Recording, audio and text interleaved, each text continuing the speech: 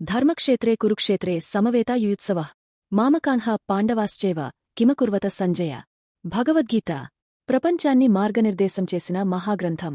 ఈ గీత మొదలవుతుంది కృష్ణుడితో కాదు, ఒక అంధరాజు ప్రశ్నతో మొదలవుతుంది. ఈ శ్లోకం చెప్పింది ధృతరాష్ట్రుడు.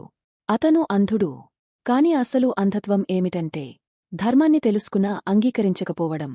ధర్మక్షేత్రే కురుక్షేత్రే అంటే ధర్మమున్న చోట అధర్మం నిలబడదు అని ధృతరాష్ట్రుడి మనస్కే తెలుసు.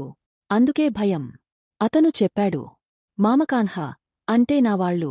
పాండవులు ధృతరాష్ట్రుని పుత్రులు ఒకే వంశానికి చెందినవారు. కాని ధృతరాష్ట్రుడి మనసు ఇక్కడే బయటపడింది.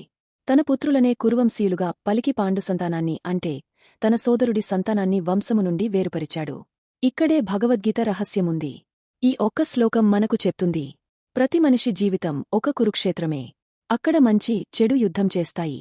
మమకారం ఉన్న చోట మనం అంధులమవుతాం. ధర్మం ఆలస్యమవచ్చు, కాని ఎప్పుడూ ఓడదు.